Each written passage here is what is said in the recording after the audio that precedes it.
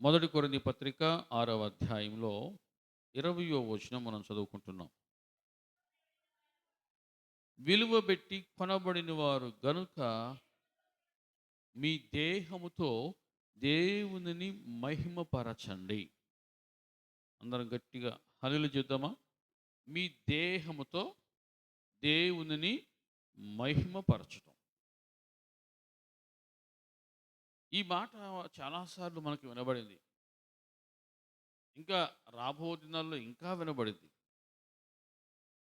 ఈ వినబడినటువంటి ఈ మాటలో మనము ఖచ్చితమైన ఒక పాఠాన్ని మనం నేర్చుకోవాలి. ఏంటి అది అంటే, దేహముతో దేవునిని మహిమపరచటం. ఈ దేహం ఇచ్చింది ఎవరంటే దేవుడే ఇచ్చాడు. ఈ దేహాన్ని ఇచ్చింది దేవుడే. దేవుని మహిమ కొరకు ఈ దేహాన్ని వాడటం. అది ఇప్పుడు దేవుని బిడ్డలారా, మనకు మన కుటుంబాలకు ఎంతైన ఆశీర్వాదం. ఆశీర్వాదం పొందుకొందుముగాక. దేహముతో దేవునిని మహిమపరచటం. దేవుని సన్నిధికి వచ్చి ఈ దేహాన్ని దేవునికి కనపరుచుకోవటం. దేవా, ఈ దేహం ఇచ్చింది నువ్వే కదా, ఈ దేహం ఇచ్చింది నువ్వే కదా అని ఈ దేహాన్ని బట్టి ఆయనను మహిమపరచటం. ప్రియ దేవుని బిడ్డలారా, ఆరాధించే సమయంలో ఈ దేహము ఎక్కడ ఉండాలో అక్కడే ఉంటేనే సేఫ్టీగా ఉంటుంది. ఆరాధించే సమయంలో ఈ దేహము ఎక్కడ ఉండాలో అక్కడ ఉంటేనే ఈ దేహానికి భద్రత. ప్రియ దేవుని బిడ్డలారా, ఈరోజు మనం అందరం ఇక్కడ కూర్చోగలిగాం. ఇంతవరకు మనం ఏం చేశాం? ఒకరు వాయిద్యాలు వాయించారు, కొంతమంది పాటలు పాడారు, కొంతమంది చప్పట్లో కొట్టారు. అంటే ఏం చేస్తూ ఉన్నాం? దేవునిని చెప్పండి, మహిమపరుస్తూ ఉన్నాం. ప్రతి దేవుని బిడ్డరా, ఇది ఖచ్చితంగా మనము ఆయన సన్నిధిలో చేయవలసిన పని. వచ్చి కదలకుండా కూర్చోవటం, ముద్దుగా కూర్చోవటం, ఇది కాదు చేయాల్సింది. దేహముతో దేవునిని మహిమపరచాలి. చప్పట్లు కొట్టాలి. దేవుడు ఇచ్చాడు చప్పట్లు, చేతులు ఇచ్చి కదా చప్పట్లు కొట్టాలి. ప్రతి దేవుని బిడ్డరా, దేవుడు నోరిచ్చాడు. నోరుతో మనం ఏం చేయాలి? ఆయన స్తుతించాలి, ఆయన మహిమపరచాలి, పాటలతో కొనియాడాలి, ఘనపరచాలి. ప్రియ దేవుని బిడ్డలారా, మనకి కంటి చూపించాడు. ఏం చేయాలి? ఆయన యొక్క ముఖదర్శనం చేసుకునే విధంగా మన కంటిని మనం చక్కగా తయారు చేసుకోవాల్సిందే, ప్రిపేర్ చేసుకోవాలి. అందుకని భక్తుడు దావీదు అంటాడు, నేనైతే మేలుకొని వేకోజామని నీతి గలవాడనే నీ ముఖ దర్శనము. ప్రియ దేవుని బిడ్డ, ఈ విధంగా మన దేహం అంతా కూడా ఆయన సన్నిధిలో కనబడుతూ ఈ దేహముతో ఆయనను మహింపరచటం, ఇది మనకు ఎంతైన ఆశీర్వాదం, దేవునికి ఎంతైన ఆనందం. అది సామెతల గ్రంథంలో ఒక చక్కటి మాట మీకు జ్ఞాపకం చేస్తూ ఉన్నాను. 15వ అధ్యాయంలో, సామెతలు 15వ అధ్యాయం, ప్రతి దేవుని బిడ్డరా, 8వ వచనం. హేయములు యథార్థవంతుల ప్రార్థన ఆయనకు ఆనందకరము. యథార్థవంతుల ప్రార్థన ఆయనకు ఆనందకరము. ప్రియ దేవుని బిడ్డరా, నువ్వు దేవుని సన్నిధికి వస్తూ ఉన్నావు అంటే నువ్వేం చేయాలి తెలుసా? మౌనంగా ఉండకూడదు. ఖచ్చితంగా నువ్వు ప్రార్థన చేయాలి. నీ దేహము దేవునికి సంపూర్ణంగా సరెండర్ అయిపోవాలి. దేహము దేవునికి సంపూర్ణంగా సరెండర్ అవ్వాలి. కొన్నిసార్లు అంటే కదా, కాలాగదు, చూపు ఆగదు కదా, మాట ఆగదు, అన్ని తొందర ఎక్కువే అన్నట్టుగా. ప్రతి దేవుని బిడ్డరా, ఏది ఏమైనా సరే దేవుని సన్నిధికి వచ్చిన తర్వాత ఎటువంటి వారైనా, ఎంతటి వారైనా పూర్తిగా దేహాన్ని దేవునికి సరెండర్ చేయాలి. ఇది నీవిచ్చిన దానమే అని. ఈ దేహము దేవుడిచ్చిన దానము నీకు ఇది. ఆమని చెప్పండి. దేవుడు పెట్టిన భిక్ష నీకు ఇది. ఇది దేవుడు మనకిచ్చిన దానము. ఏంటిది? దేహము. ప్రతి దేవుని బిడ్డ, ఈ దేహముతో మన పనులు, మన సొంత పనులు, మన ఆలోచనలు, మన క్రియలు కాదు చేయాల్సింది. ఈ దేహముతో దేవుణ్ణి మహిమపరచాలి అని వాక్యం సెలవిస్తా ఉంది. ఎంతసేపటికి మన కోసమే మనము ఈ దేహాన్ని వాడుకోకూడదు కానీ దేవుని కొరకు కూడా మనం వాడాలి. దేవుని మహిమపరచడం కోసం మనం వాడాలి. దేవుని సన్నిధికి వచ్చిన తర్వాత ఆ, మనము ఒళ్ళు దాచుకోకూడదు. అంటే అర్థం ఏంటంటే ప్రతి దేవుని బిడ్డ ఖచ్చితంగా మనము చేతులతో చేయాల్సిన పని చేతులు చేయాలి, నోటితో చేయాల్సిన పని నోటితో చేయాలి. ఖచ్చితంగా మోకాలు వంగాలి. ఆ విధంగా పూర్తిగా ఆయన సన్నిధిలో దేహంతో దేవునిని మహిమపరచడం, ఘనపరచడం మనము చెయ్యవలసిన ప్రథమ కర్తవ్యం. అది ఇంగ్లీష్లో ఉంది, అది వెర్బు, క్రియ, ఒక పని. దేవుని సన్నిధిలో మనము పని చేయకుండా ప్రతిఫలము ఆశించకూడదు. ప్రతి దేవుని బిడ్డలారా, ఇక మనం చూస్తున్నాం యథార్థవంతుల ప్రార్థన ఆయనకు ఆనందకరము. ప్రతి దేవుని బిడ్డలారా, అపోస్తలుడైన పౌలు అంటాడు, ఇదిగో మీరు విలువ పెట్టి కొనబడిన వారు. అంటే మీ దేహాలు చాలా విలువైనవి. మీ దేహములు చాలా చాలా విలువైనవి. విలువైన ఈ దేహముతో దేవునిని మహిమపరచండి. దేవునిని మహిమపరచటం సహజంగా ఈ పని ఎవరు చేస్తారని అంటే దేవదూతలు చేస్తారు. కానీ దేవుడు ఇచ్చిన ఒక బంపర్ ఆఫర్ ఏంటి తెలుసా? మీరు కూడా మీ దేహాలతో ఆయనను ఆరాధించండి. ఇది దేవుడు ఇచ్చిన అవకాశం. ఇది ఒక ఆఫర్. సహజంగా దేవుని మహిమపరిచేది ఎవరంటే దేవదూతలు మహిమపరుస్తారు. నిత్యము పరిశుద్ధుడు పరిశుద్ధుడు పరిశుద్ధుడని గాన ప్రతిగానములతో సైన్యములకు అధిపతికి యెహోవా పరిశుద్ధుడు దేవుణ్ణి గణపరుస్తూ మహిమపరుస్తూ ఉండేటువంటి పని వాళ్ళది. కానీ దేవుడు మన పట్ల తన కృపను విస్తరింపజేసి మనకి అవకాశం ఇచ్చాడు. మీరు కూడా వారితో కలిసి ఆరాధించండి. దేవుని బిడ్డరా, ఎక్కడ ఆరాధన జరుగుతూ ఉంటుందో, ఎక్కడైతే దేహంతో దేవుడిని మహిమపరుస్తూ ఉంటారో అక్కడ దేవదూతల సమూహం కూడా దిగి వస్తుంది. ఆమెను చెప్పండి. ఆ ఆరాధన అంటే దేవదూతలకు అంత ఇష్టం. మనం పూర్తిగా అందులో ఇన్వాల్వ్ అవుతే తప్ప అర్థం కాదు. స్తుతిలో ఏముంది తెలుసా? శక్తి ఉంది. స్తుతిలో శక్తి ఉంది. నువ్వు నీ జీవితంలో నువ్వు కలిగి ఉన్న ప్రతి భయాన్ని నువ్వు జయిస్తావు. ఎప్పుడైతే నువ్వు దేవుని స్తుతిస్తావో నీ దేహంతో ఖచ్చితంగా నీ జీవితంలో నువ్వు ఎదుర్కొన్న ప్రతి సమస్యను కూడా నువ్వు అధిరోహించి జయించి ధైర్యంగా ముందుకు సాగుదువుగాక. దేవుని బిడ్డరా, మీరు విలువ పెట్టి కొనబడిన వారు. అంటే మీరు విలువైన వారు. మీరు విలువైన వారు. విలువైన పనులే మీరు చేయాలి. ఆమెను చెప్పండి. విలువైన పనులు చేయాలి. మీరు మీ విలువను మీరు కోల్పోవద్దు. మీరు మీ విలువను దిగజార్చుకోవద్దు. విలువైన వాళ్ళు విలువైన పనే చేస్తారో. ఏంటి ఆ విలువైన పని అంటే దేవునిని మహిమపరచడం. ఆమెను చెప్పండి. దేవుని బిడ్డరా, యెషయా గ్రంథంలో కూడా ఒక చక్కటి మాట మనం చూస్తూ ఉన్నాం. అక్కడ 32వ అధ్యాయము 8వ వచనంలో యెషయా గ్రంథము 32:8లో ఉంది. ఘనులు ఘనకార్యములు కల్పించుతారు, వారు ఘన కార్యాలను బట్టి నీళ్లు చుద్దరు. ఆమెను చెప్పండి. ఘనులు ఏం చేస్తారంట? ఘన కార్యాలు చేస్తారు. ఏంటి చెప్పండి, ఈ భూమి మీద ఘనకార్యం ఏంటి? చేసిండు అయ్యా ఘనకార్యం అంటారు. ప్రతి దేవుని బిడ్డ భూమి మీద సహజంగా మనకి ఈ మాట వినబడింది. చేసిండు అయ్యా ఘనకార్యం. ఎక్కడ ఇందులో అడుగు పెట్టినా, ఇందులో ఏలు పెట్టినా అంత రివర్స్ అయ్యిద్ది. ఏం చేస్తావు? ఘనకార్యాలు అలాగ ఉంటాయి అనేసి కొంతమంది అలా మాట్లాడుతూ ఉంటారు. ఈ భూమి మీద ఏది కూడా ఘనకార్యం అనేది లేదు. ఘనకార్యం అనేది ఏది లేదు. ఒకే ఒకటి ఘనకార్యం. ఘనులు ఏం చేస్తారు తెలుసా? ఘనులు ఘనకార్యం అంటే దేవునిని మహిమపరచడమే ఘనకార్యం. ఆమె చెప్పండి. గొప్ప సంగతి అదే. గొప్ప కార్యం ఏది అంటే ఈ మట్టి దేహాలతో దేవునిని మహిమపరచడం. మనం చదువుకున్న పుస్తకాల్లో కొన్ని కథలు ఉంటాయి. మట్టిలో మాణిక్యం అనేసి. ప్రతి దేవుని బిడ్డ దేవుడు మనల్ని ఆ విధంగా చూస్తున్నాడు. దేవుడు మనల్ని ఆ విధంగా విలువైన వారుగా చూస్తున్నాడు. విలువైన వారుగా దేవుడు మనం చూస్తున్నాడు. ఘనులుగా దేవుడు చూస్తున్నాడు. నీవు ఘనకార్యం చేస్తే నువ్వు ఘనుడవే. ఏంటి ఘనకార్యము? సంతోష్ చెప్పండి. పిల్లలు మీరు కూడా వినాలి. మనం చేసే ఘనకార్యము, చెయ్యవలసిన ఘనకార్యం ఏంటి?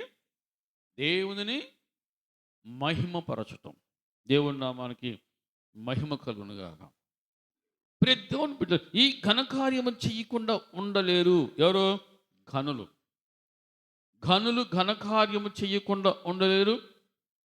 ఘనహీనమైన పనులు చేయరు. ఘనులు ఘనహీనమైన పనులు చేయరు. ఘనకార్యములే వాళ్ళు చేస్తారు. ఏంటి వారు చేసే ఘనకార్యం ఏంటి అంటే దేవునిని మహిమపరచటం. దేవునిని మహిమపరచటం. ప్రియ దేవుని బిడ్డరా, నువ్వు కనుక దేవునిని నీ దేహంతో మహిమపరిస్తే ఖచ్చితంగా ఆయన నిన్ను మహిమపరుస్తాడు. ఖచ్చితంగా ఆయన నిన్ను మహిమపరుస్తాడు. చూద్దాం కీర్తనలు 51వ అధ్యాయంలో 17వ వచనం.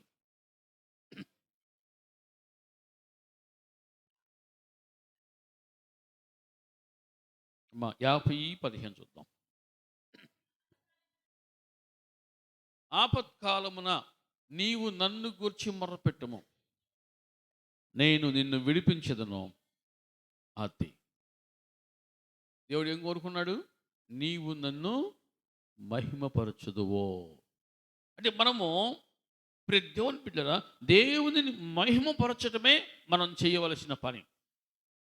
ఏ మేలు పొందుకున్నా చెప్పండి, మేలు జరిగేది దేనికి? మేలు జరిగేది దేనికి? దేహానికి. ఆమని చెప్పండి. మేలు జరిగేది దేహానికి. ఈ దేహం బాగుంది అంటే, ఆరోగ్యంగా ఉంది అంటే ఖచ్చితంగా మనము దేవుని మహిమపరచాలి. ఇక్కడ ఏమంటాడు? ఆపత్కాలమున నీవు నన్ను గూర్చి మొరపెట్టుము, నేను నిన్ను విడిపించెదను, నీవు నన్ను మహిమపరచెదవో. ఆమె చెప్పండి. శ్రమలలో ఉన్నవారు విడిపించబడినప్పుడు, ఆపదలో ఉన్నవారు విడుదల పొందుకున్నప్పుడు, రోగంతో ఉన్నవారు విడుదల పొందుకున్నప్పుడు, విడుదల పొందుకున్నవారు ఏం చేయాలి? నన్ను మహిమపరచాలి అంటున్నాడు దేవుడు. నన్ను మహిమపరచుట అనే మాటకు ఇంగ్లీష్లో ఏమందంటే గౌరవించుట. దేవునిని గౌరవించటం. ప్రతి దేవుని బిడ్డరా, దేవునిని గౌరవించటం అది ఖచ్చితంగా దేవుని ప్రజలు నేర్చుకోవాలి. దేవునిని మహిమపరచటం ఇది దేవుడు తన ప్రజలకు ఇచ్చిన గొప్ప భాగ్యం. ప్రతి దేవుని బిడ్డరా, దేవుని వాక్యం అనేక విధాలుగా మనల్ని దర్శిస్తూ మనల్ని బలపరుస్తూ ఉన్నప్పుడు మనం ఏం చేయాలి తెలుసా? దేవునిని మహిమపరచాలి. ఆపద వచ్చినప్పుడు నన్ను గురించి మొరపెట్టు అన్నాడు. మొరపెడితే ఏం చేస్తాడంట? నేను నిన్ను విడిపించేదను, విడుదల పొందుకొని నువ్వేం చేయాలి? నీవు నన్ను, ఈ రిలేషను బ్రేకప్ అవ్వకూడదు. దేవుని నామానికి మహిమ కలుగును గాక. ప్రతి దేవుని బిడ్డలు ఆ విధంగా మనము దేవునిని మహిమపరిచే వారంగా. అదేవిధంగా లూకా సువార్తలో 18వ అధ్యాయంలో ఇక్కడ ఒక చక్కటి సంఘటన మనం చూస్తున్నాం. 17వ అధ్యాయం, క్షమించండి, లూకా సువార్త 17వ అధ్యాయంలో 14 చదువుకుందాం. ఆయన వారిని చూచి, మీరు వెళ్ళి మిమ్మల్ని యాజకులు కనపరుచుకున్నాడని వారితో చెప్పాను. వారు వెళ్ళుచుండగా శుద్ధులేరి వారిలో ఒకడు తనకు స్వస్థత కలుగుట చూచి గొప్ప శబ్దముతో, అది అంటే స్వస్థత పొందుకున్నవారు ఏం చేయాలి తెలుసా? మళ్ళీ దేహాన్ని సొంత పనుల కోసము విరివిగా వాడకూడదు. దేవుడు నువ్వు ఏ పని చేయాలన్నా నీకేం కావాలి? దేహం కావాలి.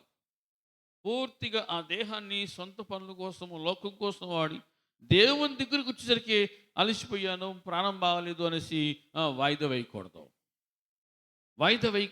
ఇక్కడ ఈ 10 మంది కుష్ఠరోగులు కేకలేశారు. వారి పరిస్థితి ఏంటి? కేకలేసే పరిస్థితే.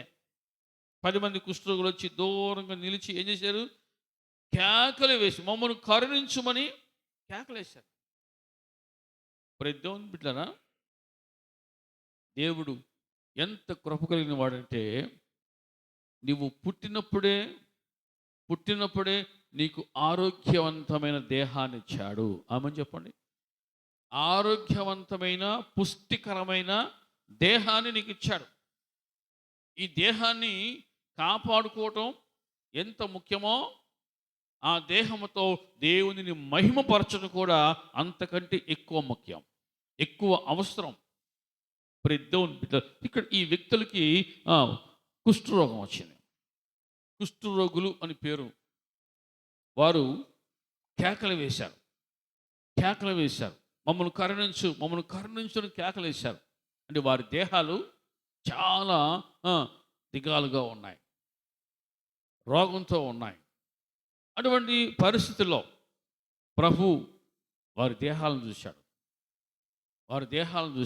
వారి దేహాలు ఎలా ఉన్నాయి? కుష్ఠరోగంతో ఉన్నాయి. ప్రభు వారిని కనికరించాడు. ప్రభు వారితో మాట్లాడిన ఒక మాట తెలుసా? మీరు వెళ్ళి మిమ్మును యాజకులకు కనపరచుకోండి. ఆమె చెప్పండి. ఆరోగ్యం పొందుకున్న దేహం ఎక్కడుండాలి? ఆరోగ్యం పొందుకున్న దేహం ఎక్కడుండాలి? మందిరంలో ఉండాలి, మందిరంలో ఉండాలి. ప్రభు ఇక్కడ యాజకులకు ఎంత విలువ ఇచ్చాడు చూడండి. యాజకుడు దేవుని సేవకుడు, లేకపోతే పాస్టర్ గారు ఇప్పుడున్న పరిస్థితుల్లో ఆరోగ్యం పొందుకున్న దేహాలు ఎక్కడ ఉండాలంటే దేవుని సన్నిధిలో కనపడాలి. ఆమె చెప్పండి. ప్రభు అన్నాడు, మిమ్మును కనపరచుకోండి.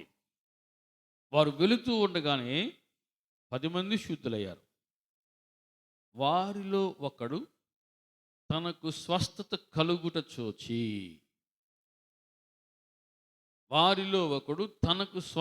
కలుగుట చూచి, గొప్ప శబ్దముతో దేవునిని మహిమపరిచాడు. దేవుని నామానికి మహిమ కలుగును గాక. అంటే ఒకనాడు రోగంతో పడి ఉన్న దేహం, రోగంతో కురిగిపోయిన దేహం, రోగంతో మంచాన ఉన్న దేహం, రోగంతో ఉన్నప్పుడు నలుగురికి నీచంగా కనబడిన దేహం, నలుగురు చూసి చీచా అనుకునేటువంటి పరిస్థితులు ఉన్న దేహం బాగుపడిన తర్వాత దేవునికి నీవు ఘనతను చెల్లించాలి, దేవుని మహిమపరచాలి. ప్రతి దేవుని బిడ్డల, దేవునిని మహిమపరచుట దేవుని బిడ్డలకు అది అందము, శ్రేయస్కరము. ఆరోగ్యం పొందుకుందని వేరు, ఒక్కడే తిరిగి వచ్చాడు. 9 మంది చేయలే ఒక పని, 9 మంది చేయని పని ఒక్కడే చేశాడు. ఆ వ్యక్తి ఏం చేసాడు? పని దేవునిని మహిమపరచాడు. ఈ గ్లోరిఫైడ్ గాడ్. ప్రతి దేవుని బిడ్డ దేవునిని మహిమపరచటం అంటే దేవుడు మేలు చేసినప్పుడు, దేవుడు కృపను చూపించినప్పుడు, కృపను పొందుకున్నప్పుడు ఖచ్చితంగా ఆ దేహమును దేవునికి కనపరచుకోవాలి, యాజకు కనపరచుకోవాలి. ఆ విధంగా నీవు దేవునిని మహిమపరచాలి, దేవునిని మహిమపరచని. ఇక్కడ 9 మంది లోకంలోకి వెళ్ళిపోయారు. ప్రభు అన్నాడు, 10 మంది శుద్ధులేరి కారా? మరి ఆ 9 మంది ఎక్కడా? ఒకనాడు వారి పరిస్థితి ఏంటి? వారి దేహాల స్థితి ఏంటి? కుష్ఠరోగంతో ఉన్నాయి. నలుగురు ఛీ అనేసి దూరంగా ఎడంగా ఉంచబడిన పరిస్థితి. నలుగురు దూరంగా ఉన్నారు. నలుగురు దేవుని బిడ్డ ఎడంగా వారిని చూసి భయపడి దూరంగా పోయారు, అంటరాని వారుగా చూశారు. అటువంటి భయంకరమైన పరిస్థితిలో ఉన్న వారు స్వస్థత పొందుకుంటే దేవునికి ఘనతను చెల్లించాల్సిన దానికి బదులుగా, యాజకునికి దేహాన్ని కనపరుచుకోవలసిన దానికి బదులుగా వారు లోకంలోకి వెళ్ళిపోయారు. ప్రభు అన్నాడు, ఆ 9 మంది ఎక్కడా? బహుశా ఆ 9 మంది బాగుపడకపోతే ఎక్కడ ఉండేవారో ఒకసారి ఆలోచించేయండి. వారి జీవితాలు ఏమయ్యో ఆలోచించేయండి. ఈనాడు చాలామంది చేసే పని ఏంటి తెలుసా? స్వస్థత లేనప్పుడు, ఆరోగ్యం బాగున్నప్పుడు మంచాన పడినప్పుడు, అయ్యా నాకు గనుక తగ్గితే నేను ఇక నుంచి మందిరానికి వస్తా, ఆయన కోసం సాక్షిగా ఉంటా అంటాడు. బాగుపడిన తర్వాత దేవుని బిడ్డలారా ఏమంటే తెలుసా? బాగుపడ్డాక అసలు నాకు తినటానికి తీరిక లేదండి, పని ఎక్కువైంది, తినటానికి తీరిక లేదు, ఇట్లాంటి రకరకాల సాకులు చెప్తూ ఉన్నారు. చాలామంది ఉన్నారు. అసలు బ్రతకడమే గొప్ప అదృష్టం. ఆరోగ్యాన్ని లేని స్థితిలో ఉన్నప్పుడు దేవుడు ఇవ్వటమే గొప్ప భాగ్యమని ఆ దేహముతో దేవుణ్ణి గణపరచాల్సిన దానికి బదులుగా నాకు తీరిక లేదు, నాకు టైం లేదు, తినడానికి కూడా టైం లేదు, నిద్రపోయే టైం కూడా నాకు లేదు, ఈ విధంగా రకరకాల సాకులు చెప్తూ ఉన్నారు. చాలామంది ఉన్నారు. ఆరోగ్యాన్ని ఇచ్చింది, నాకు టైం లేదు, తినడానికి కూడా టైం లేదు అని చెప్తానికా? దేవుడు ఎందుకు ఇచ్చిన దేహానికి ఆరోగ్యం? దేవుని మహిమపరచడం కోసం. ప్రతి దేవుని బిడ్డరా, నీకు ఎంత పని ఉన్నా సరే, నీకు ఎంత పని ఉన్నా సరే, ఎంత బిజీగా ఉన్నా సరే, దేవునికి ఇవ్వవలసిన సమయం దేవునికి ఇవ్వు. ఆమె చెప్పండి. భక్తుడు దావీదు దినమునకు 7 మార్లు దేవా నేను నిన్ను స్తుతించుచున్నానయ్యా. దినమునకు 7 మార్లు. బహుశా మీ సెల్ ఫోన్లో యాప్ ఉంటే అందులో ఇంగ్లీష్ బైబిల్లో ఒకసారి మీరు చదువుకోండి. 7 అవర్స్ అని ఉంది. దినమునకు 7 గంటలు. 7 అనే మాట పరిపూర్ణతకు గుర్తు. 7 గంటలు, 7 సార్లు నేను నిన్ను స్తుతించుచున్నాను అని సాక్ష్యం ఇచ్చాడు. 7 సార్లు.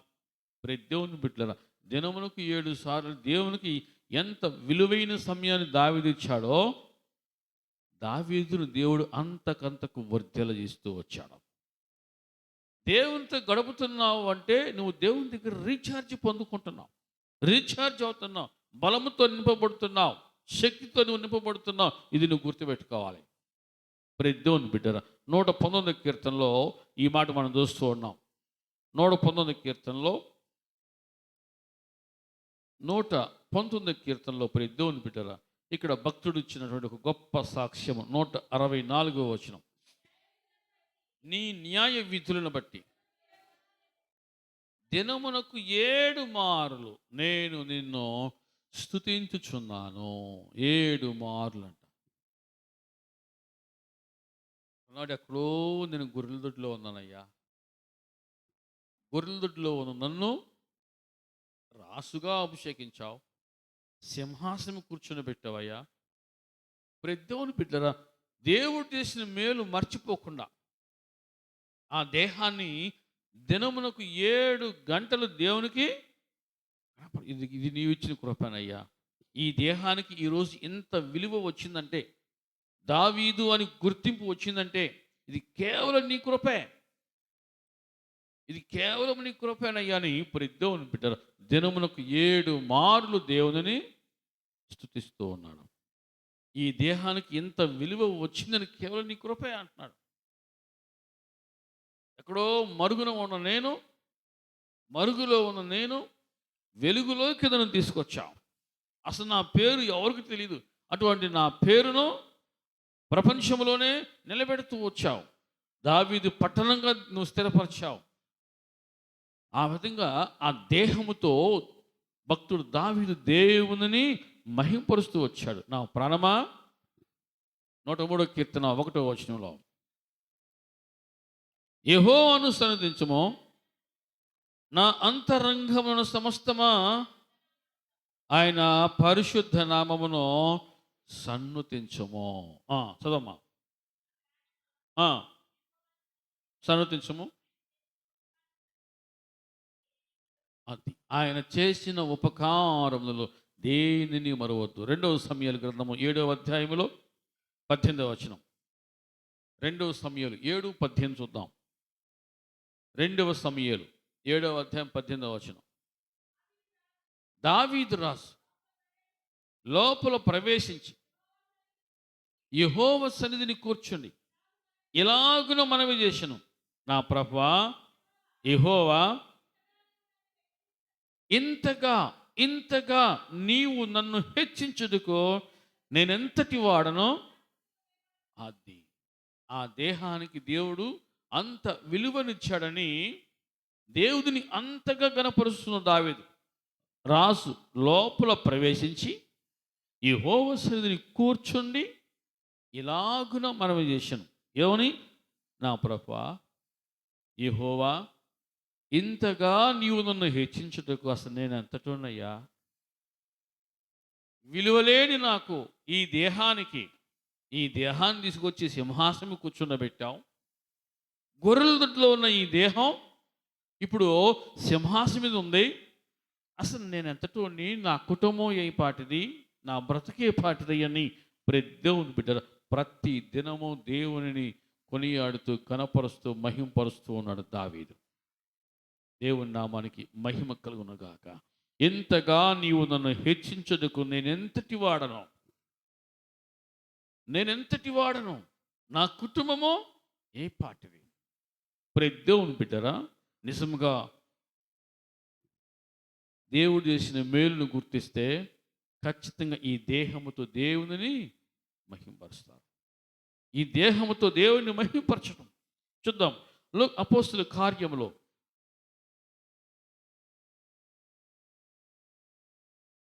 దేవుని బిడ్డరా 5వ అధ్యాయంలో ఒక మాట మనం జ్ఞాపకం చేసుకుందాం. 15వ వచనం చదువుకుందాం.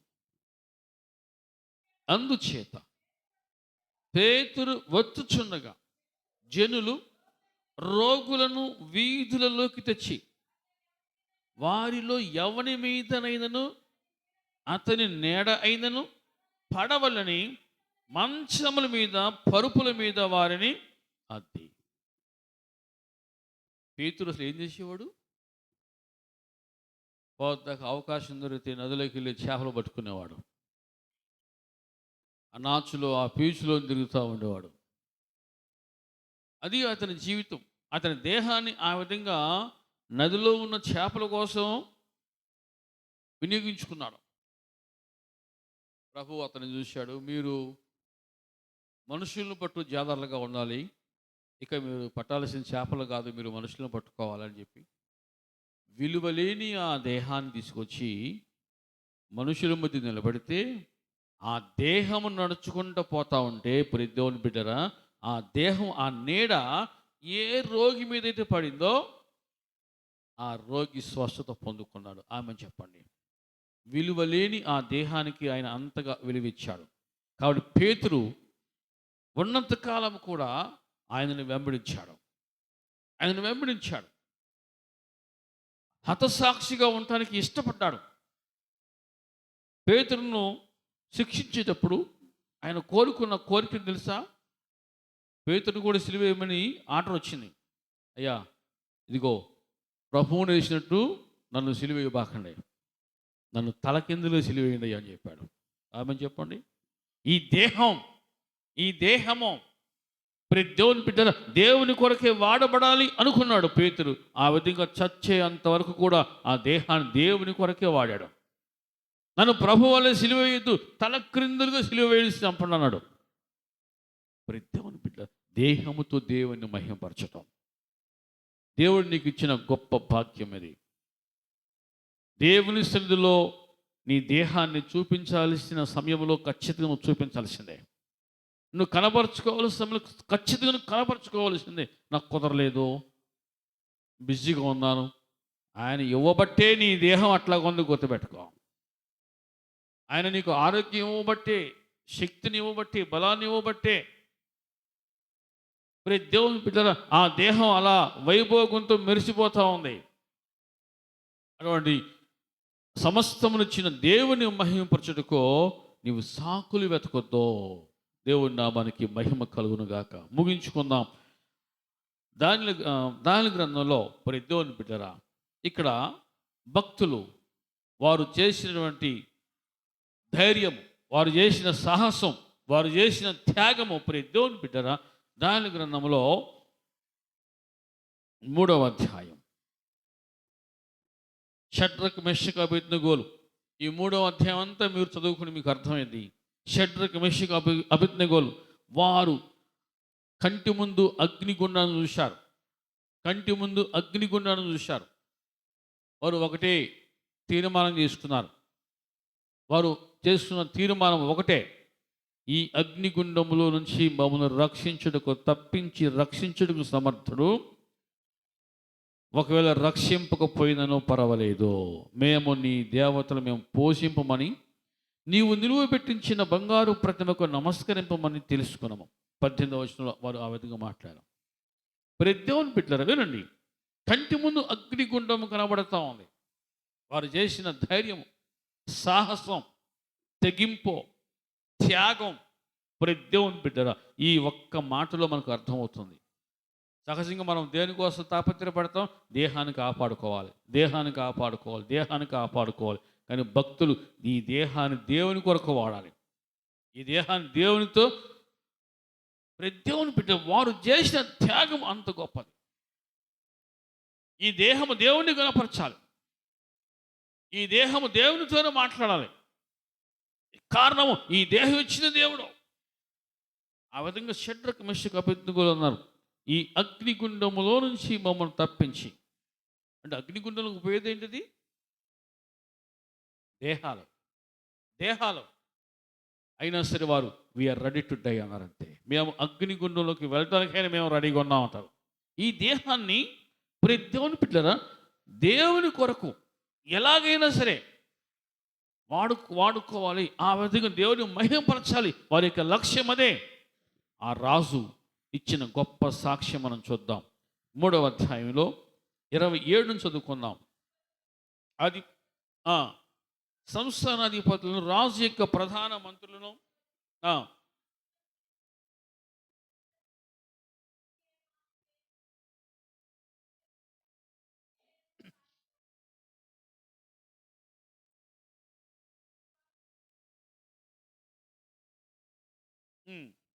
నెబుకద్నెజర్, షడ్రక్ మెషక్ అబేద్నెగో అని వీరి దేవుడు పూజారహుడు.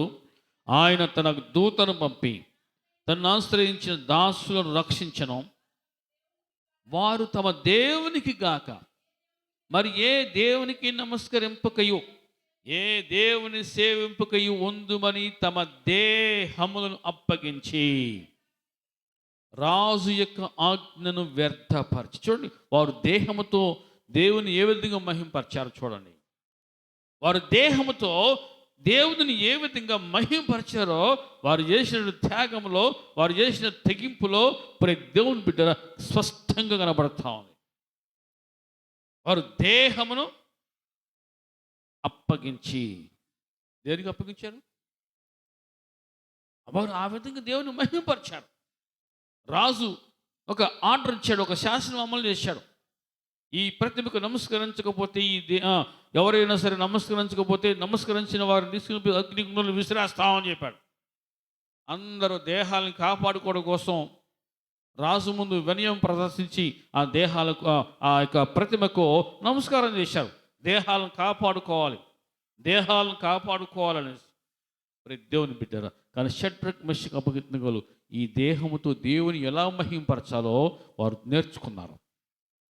ఈ దేహంతో దేవుని మహింపరచాలనుకున్నారు. ఈ దేహం ఇప్పుడు కాకపోతే ఇంకో రోజుకైనా మట్టిలో పోవాల్సిందే, ఇప్పుడు కాకపోతే ఇంకో రోజున ఈ దేహం కాలిపోవాల్సిందే. కానీ ఉన్నంతకాలం ఈ దేహంతో దేవుని మహిమపరచాలి. ఇది వారి లక్ష్యం.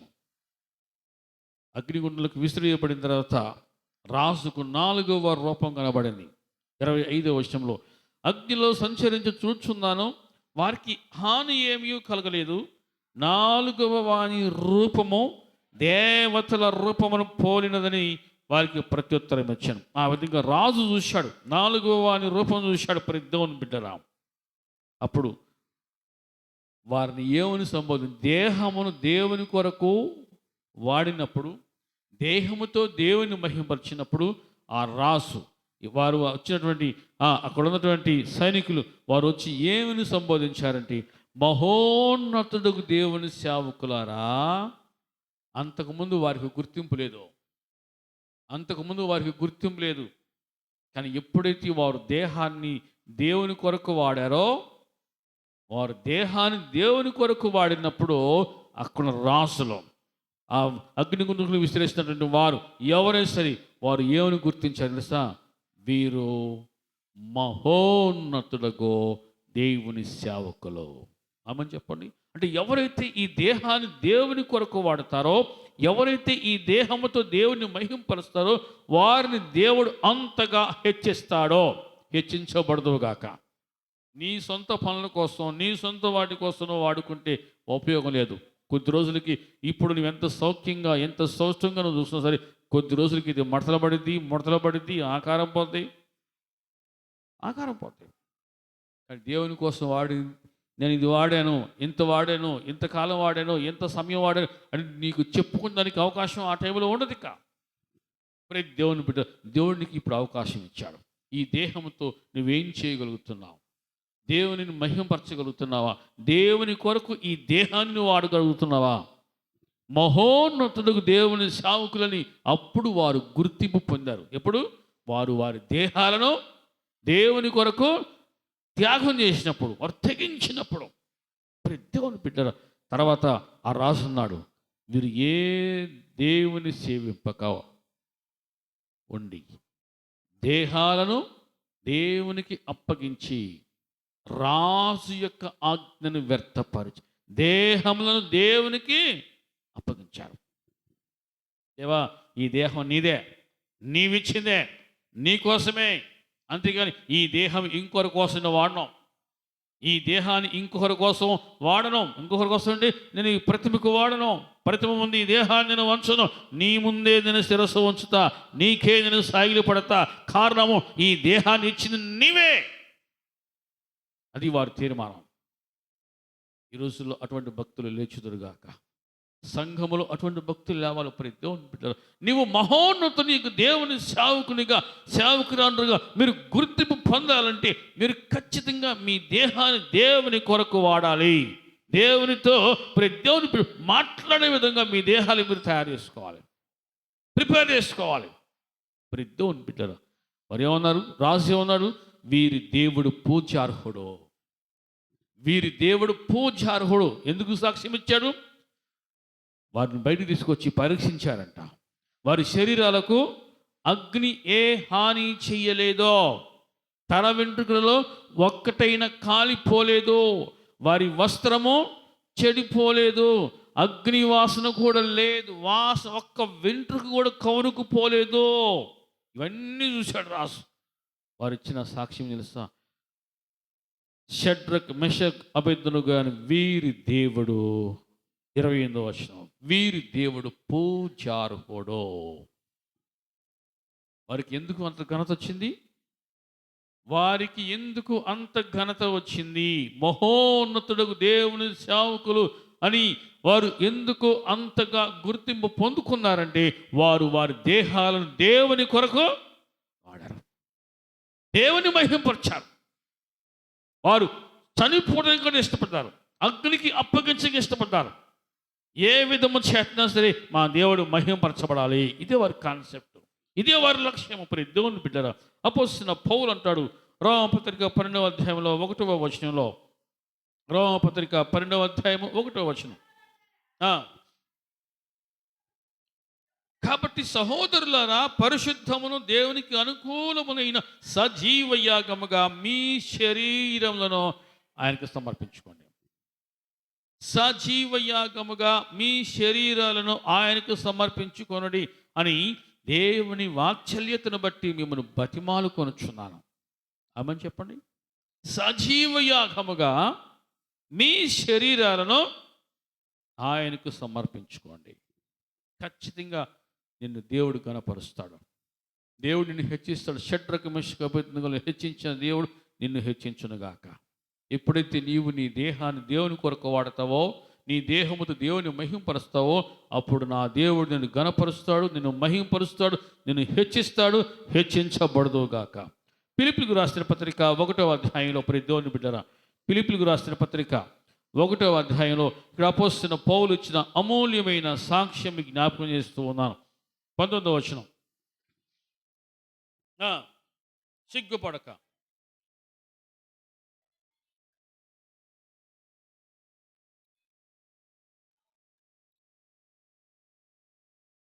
ఇది తన లక్ష్యం, ఇది ఒకటే.